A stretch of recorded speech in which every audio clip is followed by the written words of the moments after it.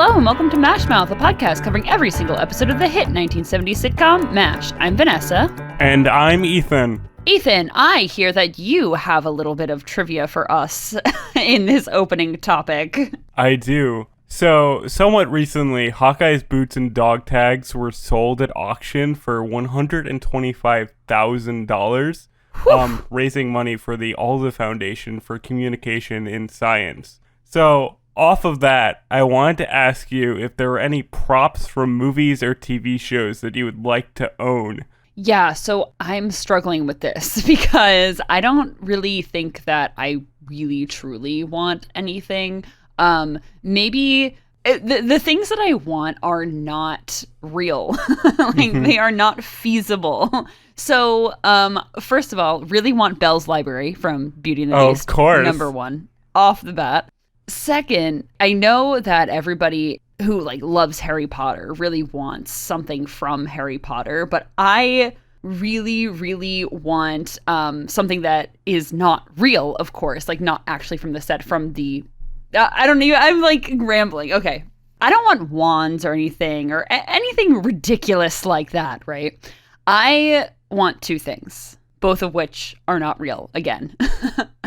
I want Hermione's time turner. She used it so that she could go to extra classes during the school year. And honestly, such a girl of my heart, because that's exactly the reason I want the time turner. Very on brand. Yes. And I also really want her small beaded bag that she charmed to make it a never-ending bag. It was this really tiny clutch that she could just put tents and just everything in. And honestly, what girl does not want that? Or basically, what person doesn't want that? Who doesn't want unlimited space just in a tiny little bag?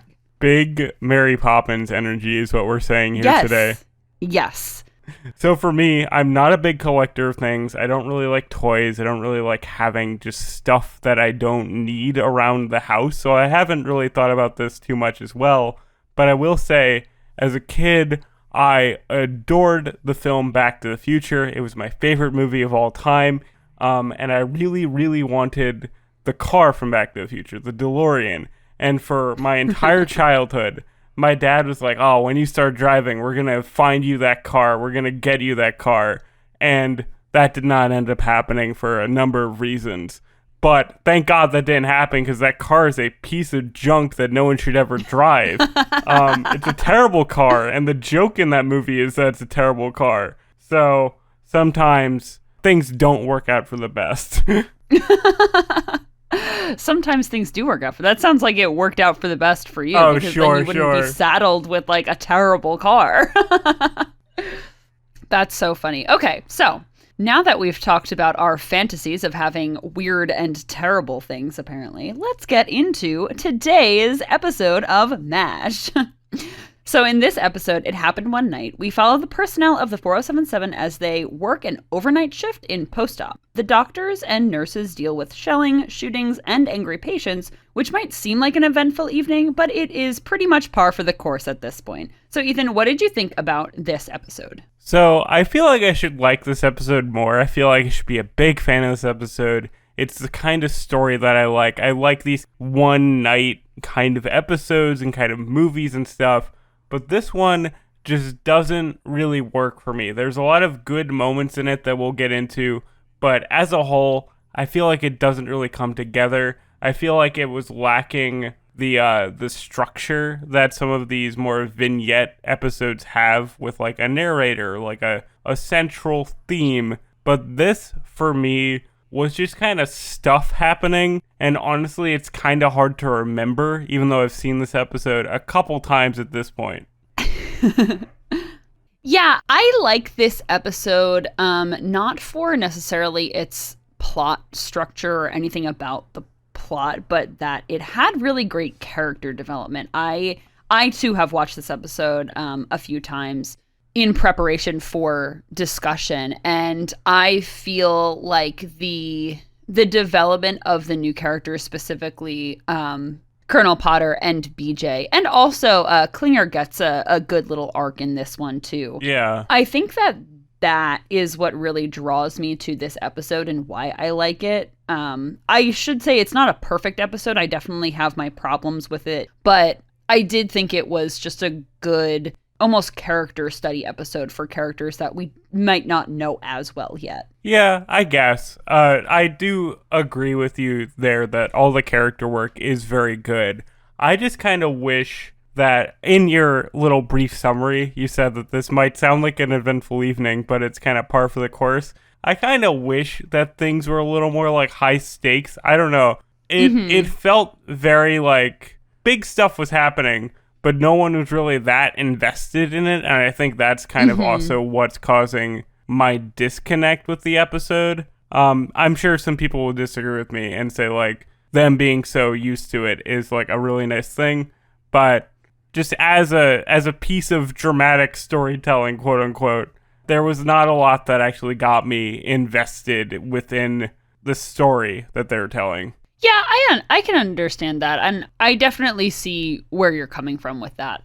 So let's get into the plot of the episode a little bit more. So right off the bat, I have to note that in our discussion about the book, MASH, I really appreciated how we got a little bit more of the dynamics of the MASH unit in terms of how it kind of works, how shifts are, this, that, and the other thing, because we don't usually see that in the show. And of course, in this episode, I got proven wrong because we see a shift change, which I feel like we don't typically see a lot in MASH episodes. Like, it's been mentioned, but we don't necessarily see it physically happening a lot. Yeah. So in this episode, Hawkeye changes shift with BJ, which I thought was kind of interesting because it kind of removes BJ from the actual like character equation for a bit. Like, he's important to this episode. Like, he kind of drives one of the subplots, but he's not really focused on too much. Like, you don't see him a lot, which I thought was interesting for like the writers to do, to kind of have this new character, have him have like a central plot, but also not have him really in the spotlight. And I liked the joke with Frank and Hawkeye changing shifts. And Frank's all mad at Hawkeye for being like 10 minutes late. And Margaret is also 10 minutes late. And Frank just immediately like gives Margaret like the benefit of the doubt, but doesn't give Hawkeye that. I thought it was very in character for them. Yeah, definitely. I really liked how throughout this episode, I really felt like the dialogue and the jokes that they were cracking were very realistic to how they would actually talk. And for anyone who's been listening for a long time, they know that this is what I really like about the show, and what the humor that most resonates with me is always when they are just kind of casually throwing out jokes and humor and whatnot. So just the way that when Frank was saying, to Margaret, don't worry about it, it's fine that you're late, and Hawkeye kind of just casually tosses over his shoulder, I had to bring a note from home. It felt very much just like the characters that we already know are very much established and grounded within themselves, and I just really liked that. Yes, and everyone being so in character, I think, also really helped the kind of new dynamics going on with BJ and Colonel Potter, which we'll talk about. But even they, for the little bit that we know of them, were very like grounded in their new roles and new kind of dynamics. They felt very much of themselves as well, which was cool. And speaking of the characters being of themselves, as you said, I liked how we were reestablishing here when Frank was kind of giving Hawkeye and Margaret report that Frank is, in fact, a very lousy doctor. Yes. Previously, BJ had said that he had a patient who was using a lot of units of blood and whatnot. And then when Frank is giving report to Hawkeye and Margaret, he's saying, this patient is fine. Like, we don't even have to worry about him. Meanwhile, his blood pressure is super low. He's using up all these units of blood. And Frank is just like, he's not bothering me at all. It's fine. That was very Frank. Like, he's just not really the man that you want by your bed while you're trying to feel better. No, definitely not. And so right after this scene, we get, I would say, one of the main plots of the episode, which is the shelling, which is something that we've, encountered before and experienced before. And I really liked the commentary here because we establish that it's American shelling, and we see inside the post-op unit that this American shelling is affecting the American patients who are literally trying to get better after fighting the American war effort. So I really appreciated that this episode wasn't entirely devoid of that commentary that we like to see in MASH, while also giving it that kind of run-of-the-mill, this is what happens on the MASH unit vibe. I liked how they kind of meshed the two things together.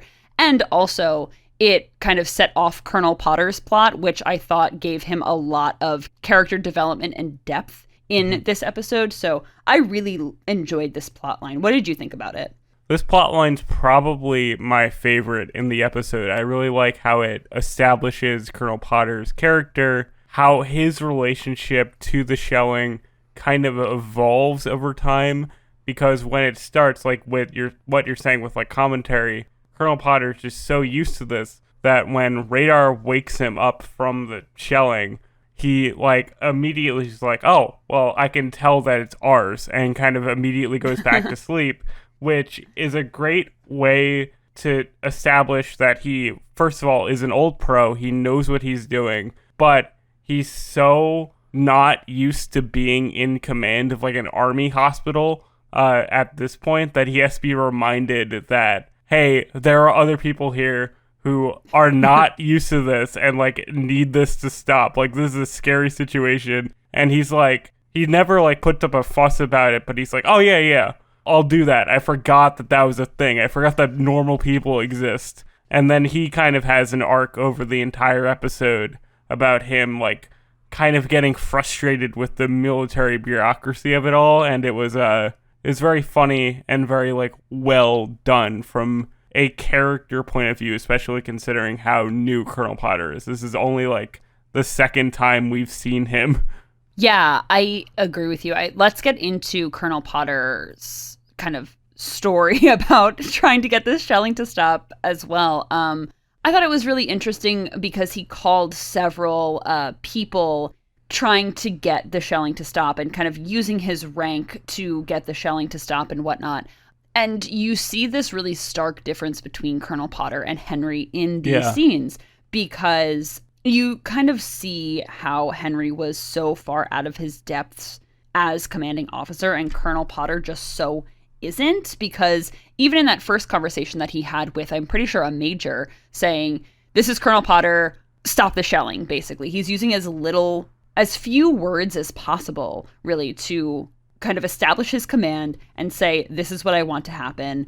Henry would never be able to do that, I feel. Mm-hmm. And I also liked in several of the following scenes, he was using humor. Like, his character's not devoid of humor in any way, I don't think, because you still got a chuckle kind of out of what he was saying and what he was doing and his word choice and his mannerisms in trying to get this shelling to stop.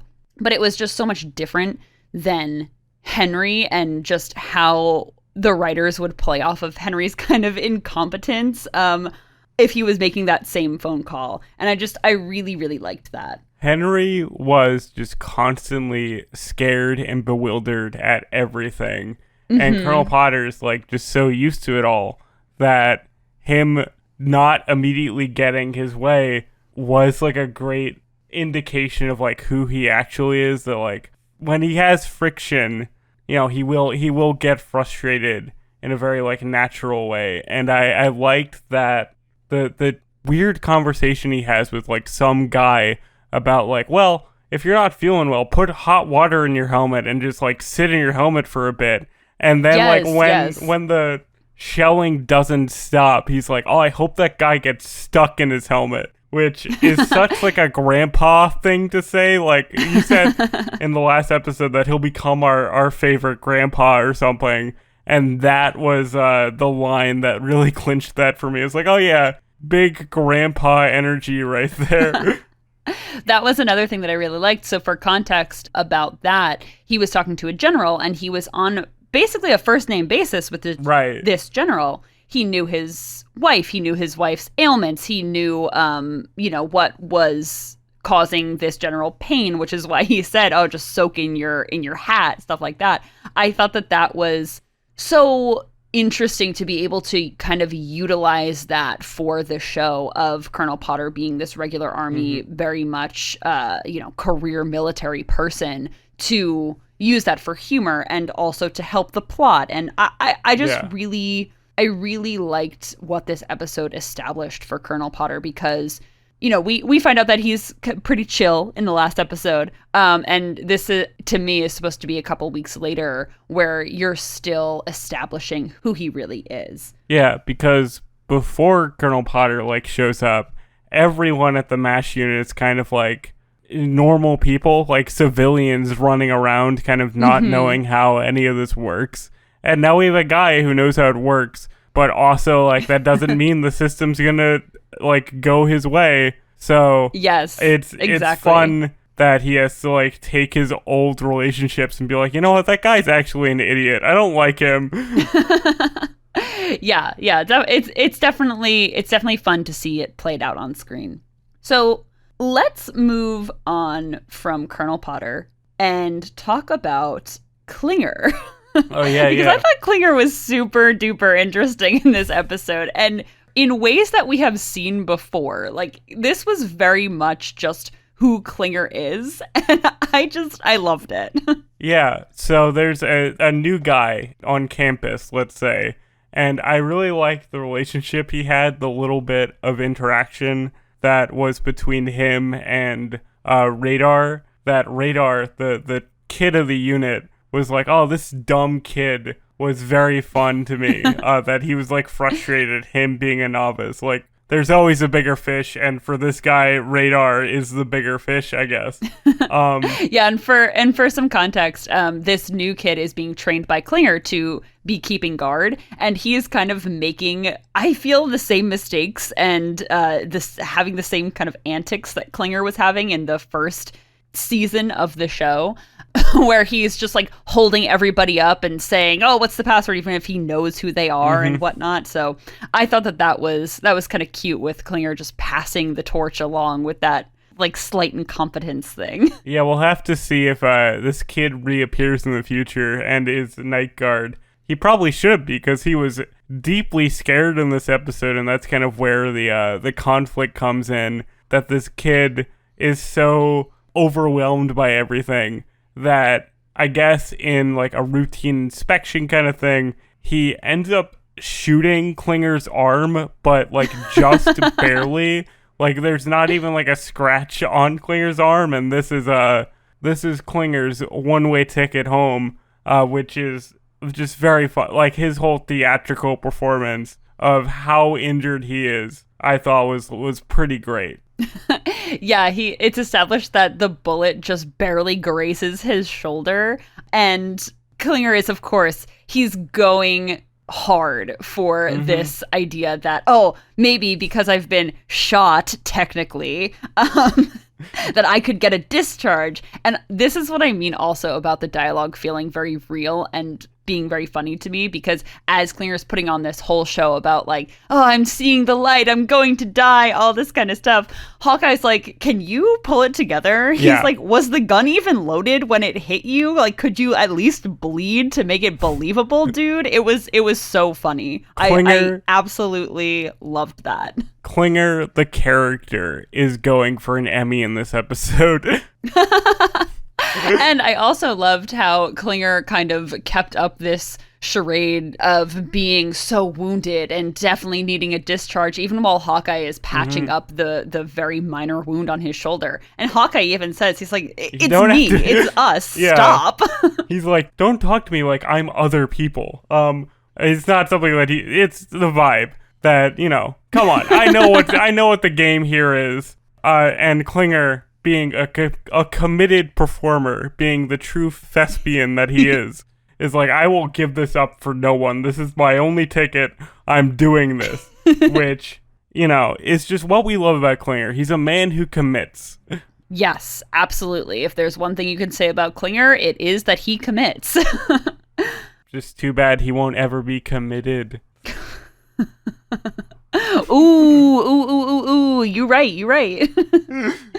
So Klinger gets patched up, right? But this is not where his storyline ends because he makes one final inane attempt to be sick enough to be thrown out of the army. And that attempt is stripping down to his underwear and running outside in the freezing cold and almost getting hypothermia. And Margaret's reaction to this just blew me away. The fact that she was screaming at him to get back in there and she was so angry was so great to me. I was on the floor rolling. Everything with Klinger in this one is really good. That I don't know what happened. Maybe, the new change of command, you having Colonel Potter here. He's trying to step up his game, like really lay it on thick.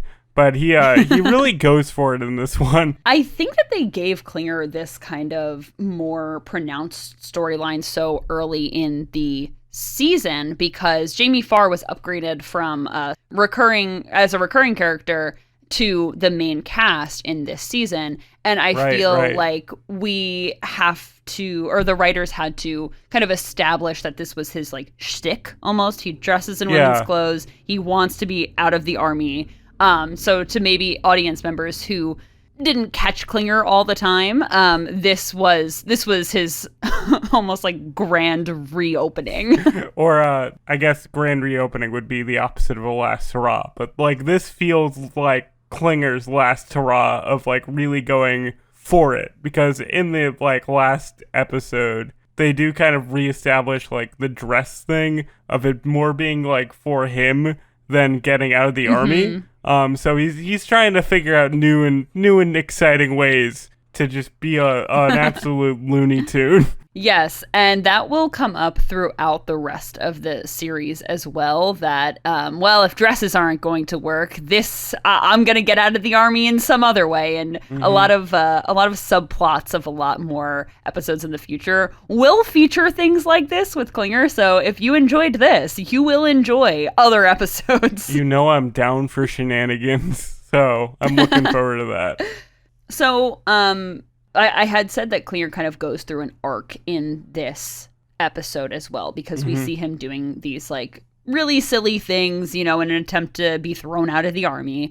But it all kind of culminates in him being a good person still, because at this point in time, when he runs out and is in his underwear and has to warm up, BJ comes back into post-op because he can't sleep due to the shelling and also, being worried about this patient that we had established wasn't doing well. So, and then throughout the rest of the episode, we see that he has had to have 2 or 3 more units of blood.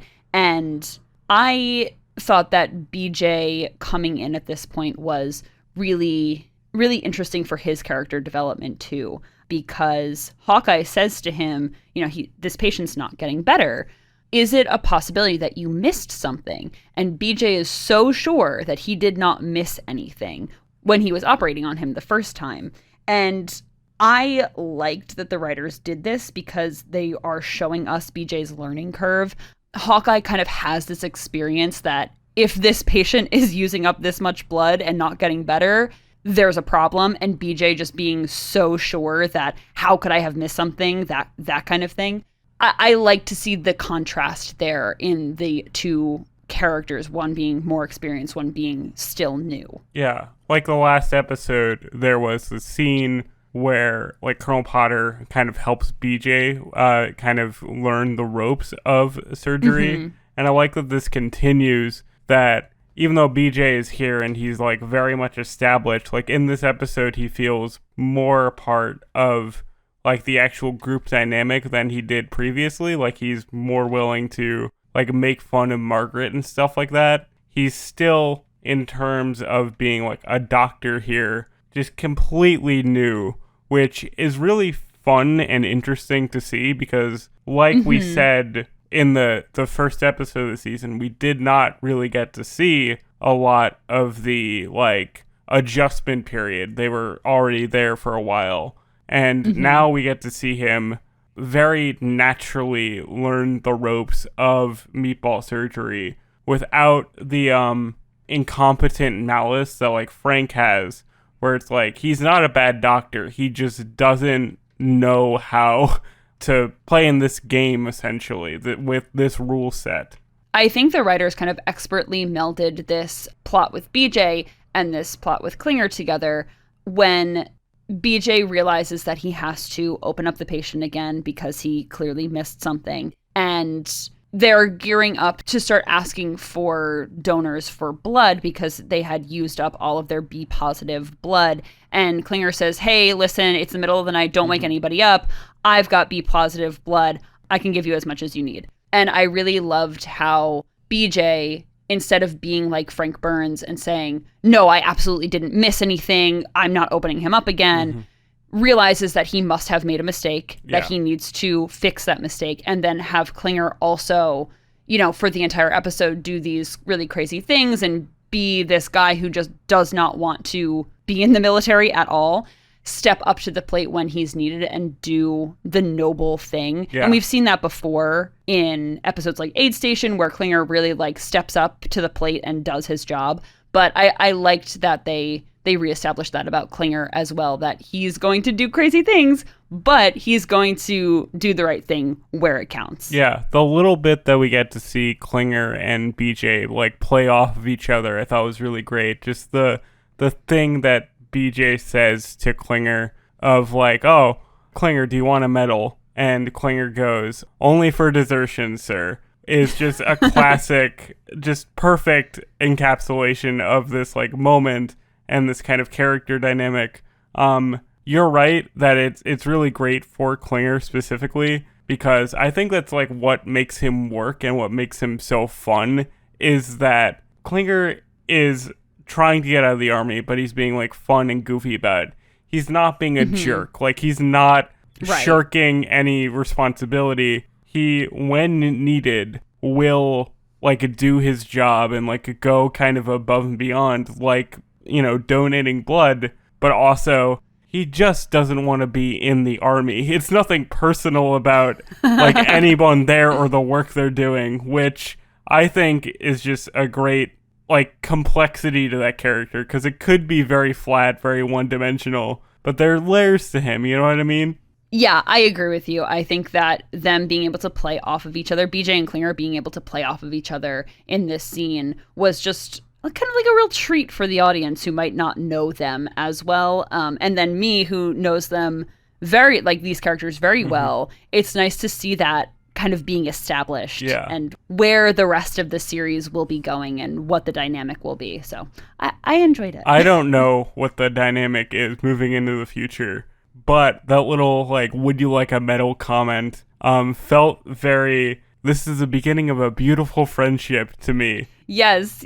And Klinger being so resigned when he says his response to BJ was just so like, yep, that's Klinger. He's gonna do the right thing, but he's not necessarily happy about it. Yeah.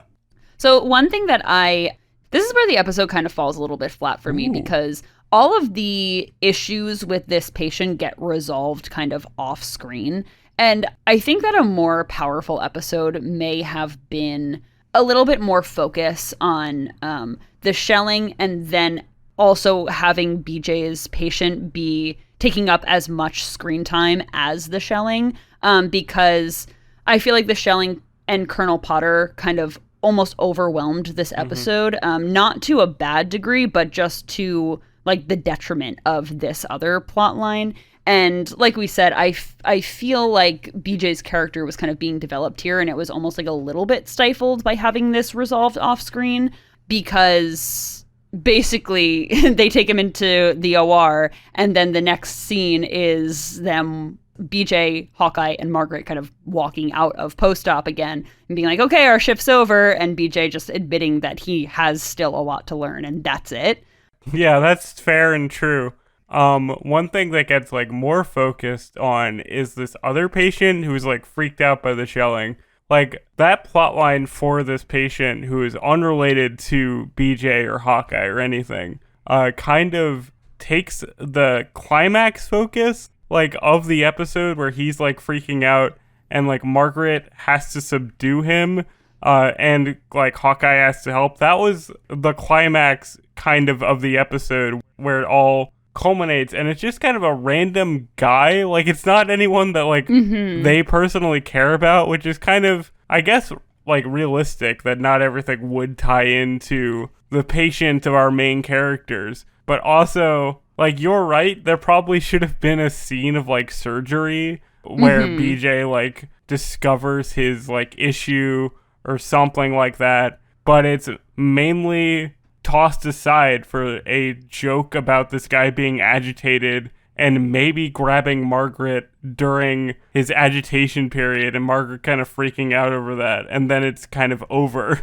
Yeah, I think that a tighter episode would have maybe not done that and would have more followed BJ and shown BJ a little bit more.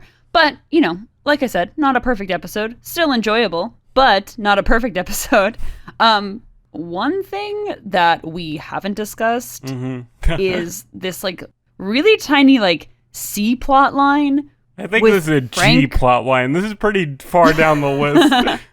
It was just such a strange thing, right? Where in the beginning of the episode, Margaret slips Frank a little note, and then we see Frank read it and laugh and then tear it up. And Margaret kind of gets offended by that because she's like, Frank, hey, why would you tear up a cute little love note that I wrote you? And to that I say, Margaret, you can do better. You need you need a guy who's going to scrapbook all of your love notes, girl. That's what you want to see. But anyway, I digress. Frank says that he tears up all of her love notes, and she again gets offended, which fair. Completely valid, I think. Maybe you shouldn't be in a relationship with someone who's married and has to, like, keep it a secret. And then when she tells Frank that she keeps all of his love notes, he gets very agitated by this. I think because he's married and he doesn't want any, like, evidence of this affair with Margaret. So basically, in the episode, strewn throughout, we get very tiny scenes of Frank just going apeshit on Margaret's tent. And just he takes a knife to her walls and stuff like that. It's crazy. He's trying to find all these notes that he left her that she had kept. So it was just, like, kind of crazy. Okay. So, like I said earlier, I've seen this episode several times. And for the first several times, I was just kind of confused what was happening. I know that it's an affair and Frank, like, wants to keep it a secret, but at the end of the episode, after this, like, insane rampage that he went on in Margaret's tent, Larry Linville delivers the line, like, oh, Margaret, I was just looking for a pen. I couldn't find a pen. So earnestly that, like, threw me off for, like, several watches of this episode. I just thought that Frank went insane after getting any form of affection and was trying to find these other notes to, like, verify the affection. He's just so love-starved that he was like, I need to tear up the walls looking for more love, which confused me so much. But now I think it is more that he wanted to keep the affair secret. But I was so confused the entire time. I think that your interpretation of that is actually just, like, so sweet, though, that Frank is just so starved for love that he's just like, I have to find more of it. And not for this, like, really so kind of, like, sad. Nasty. It is sad, but it just, like, the idea that it was for that purpose instead of this really nasty purpose of just trying to keep his affair secret is just, it makes you like Frank Burns a little bit more, but unfortunately, I do not think that was the intent for that scene. But I was so angry also because Margaret spends all night on duty dealing with crazy patients, dealing with Klinger, and then she comes back to her tent to sleep, and then she has to deal with Frank destroying her whole tent and all of her stuff. Does she have to clean that up now before she can go to bed? Oh my god, what she the probably hell? does. And she already had to put up with Radar earlier in the episode sniffing her clothes, so, like, what is going on here? Poor girl. She needs a better, like, environment to live in, and a better boyfriend, I guess. One that doesn't have to destroy her whole life. And he doesn't even give this note, like, 30 seconds before he tears it up. Like, she is in the room when he does it, which is just very unfair. I agree. It's like I always say, Margaret, you can do better, girl. So now that we've discussed how Margaret needs a better boyfriend, do you have any favorite lines from this episode? Yes, all of my lines, I think, are from Margaret's unfortunate boyfriend. Have to shout out when they're doing inspection and Klinger asks for the password and Frank says Caribbean, and then Klinger's like, I thought it was Caribbean. And then Frank goes, it's the same thing, you simp. Which we just have to shout out anytime that Mr. Frank Burns says simp, because that word has changed its meaning over the course of a few decades, hasn't it? And another Frank line, which is just very Frank and very Hawkeye, was they were briefly looking at like a Chinese patient, and Frank whispers that he's Chinese, and then Hawkeye just responds very flatly like, Frank, you don't have to whisper, he knows he's Chinese. Just very in character for both of them, like we were saying. Yeah, I liked those lines as well. I think my favorite line, which will probably come as a surprise to no one, is when Hawkeye is being introduced to the character who ends up shooting Klinger, this kid who is being trained to be on guard. They grab this can of beans and they look at the date, and Klinger says, oh, these beans are from 1943. They're from World War II. And Hawkeye says, right, they're has-beens. And I just lost my... I knew you I would. Lost it. I knew this would be on your favorite line list, because this is the most Vanessa thing I've ever heard in my life. I'm a real big dad joke pun girl, so if anybody ever says them in a sitcom, it's my favorite thing. And the reason why it's probably your favorite thing is because you grew up watching this show that does all these dad jokes. Honestly, yeah. Like, I grew up watching sitcoms where that was, like, the epitome of jokes, and so that is probably why my humor is the way it is. Your humor is a little bit askewed by watching MASH when you were 11 years old. I don't believe it. Yeah, definitely. So, Vanessa, I hear you may have some trivia for us in this fine episode of ours. Yes, I do. So, on your prompting, actually, Ethan, I looked up the medical consultant for this episode and a lot of episodes of MASH, actually. So. Oh, that's exciting. I'm happy I could contribute. Yes, and I'm so glad you did, because this is so interesting, at least in my opinion. Okay, so Walter Dishell Walter Dishell was the medical consultant for what seemed like the entirety of the series of MASH. Okay, so Dishell was born in Detroit, Michigan in 1939 and attended medical school at the University of Michigan. So he was a doctor. Dishell is an ear, nose, and throat specialist, a head and neck surgeon, and a facial cosmetic surgeon. Perhaps he could perform a rhinoplasty one of these days. That's a callback to an earlier episode. Like I said, Dishell served as the medical consultant on several long-running shows, including MASH, After MASH, which was not very long-running, but he was there, a show called Medical Center, Knots Landing, and the big one, Trapper John, MD. Oh, man. So we're having, like, real continuity here between crew. That's interesting. I love that. Isn't that crazy? I loved that. Can't wait for 2028 for our Trapper John MD podcast when we finally find these episodes. Dishell said it was actually a little bit easier to be the medical consultant on MASH than on shows set in the present, like the show Medical Center, because the audience would never be in the situation of being worked on in 1950s Korea, but they could find themselves in the situation of being in a hospital or doctor's office in the present day. So I thought that was really interesting. That is really interesting, how the period piece kind of nature of this does give you more artistic freedom to do different doctoral things, because less people are going to fact check you.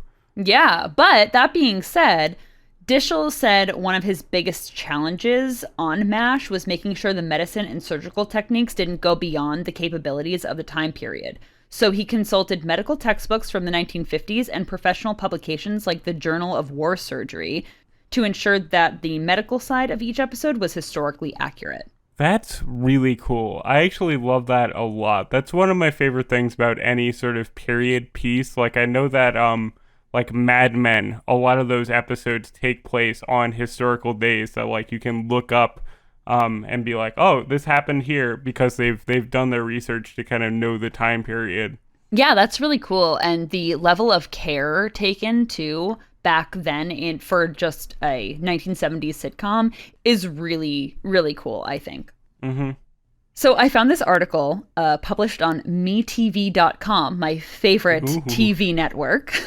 Of course. About Dishell. And he said in that article that certain actors really cared about portraying the medicine properly. And in particular, Dishell said that Mike Farrell, who plays BJ, took the role of playing a doctor so seriously that it was almost like he had taken the Hippocratic Oath of do no harm, to a point where Farrell and Alan Alda got into a disagreement about something that happens in an episode later on in this series, which I will cover and we'll get to in trivia.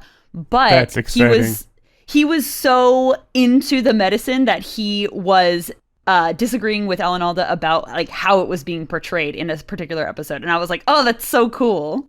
I love that commitment. We love when they commit to the bit, and that's excellent. I love hearing that. I can't wait to get to that future episode. That's going to be a lot of fun to discuss. Yeah, you'll like that one, I think.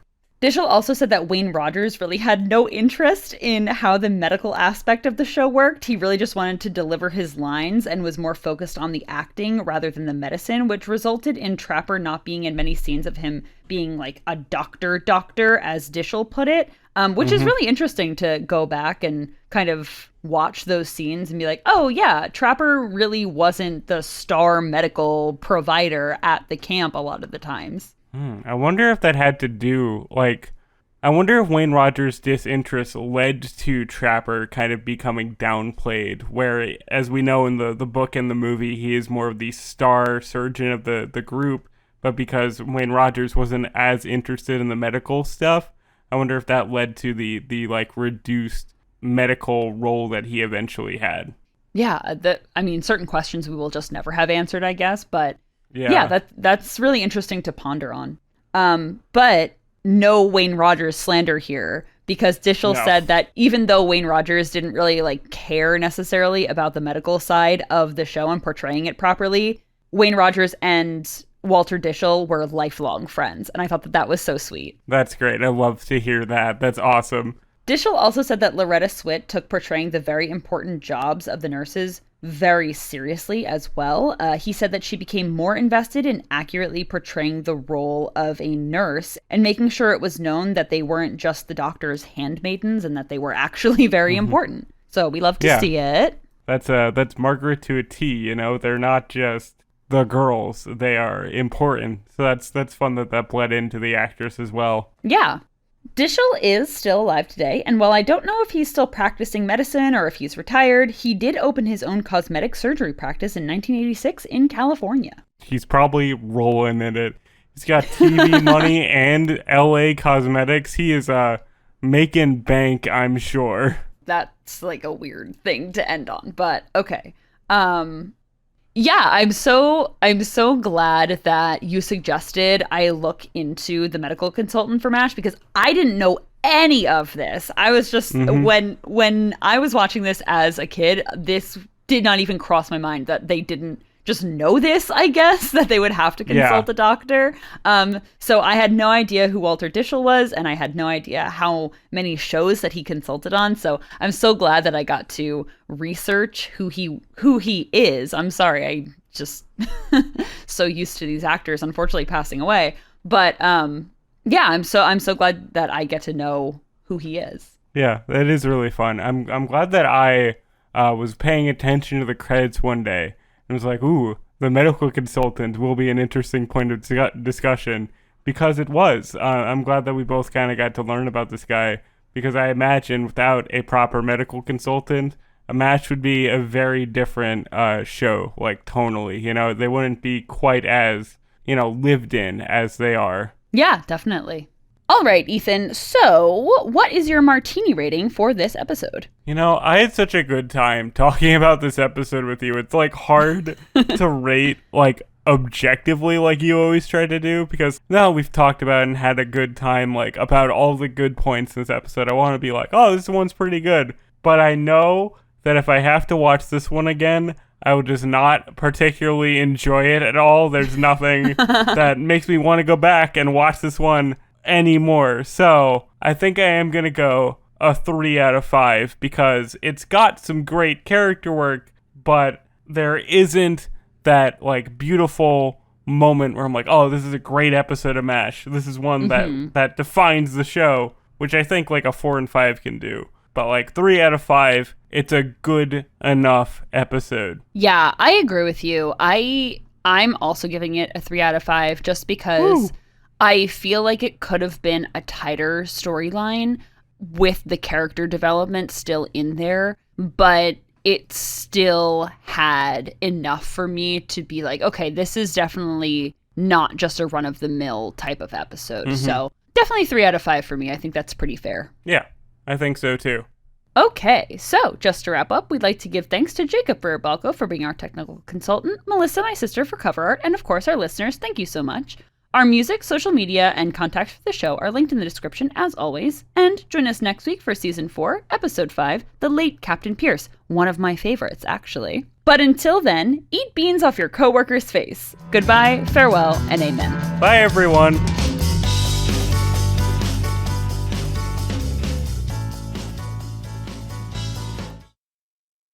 We didn't talk about how the beans exploded onto their faces for no good reason.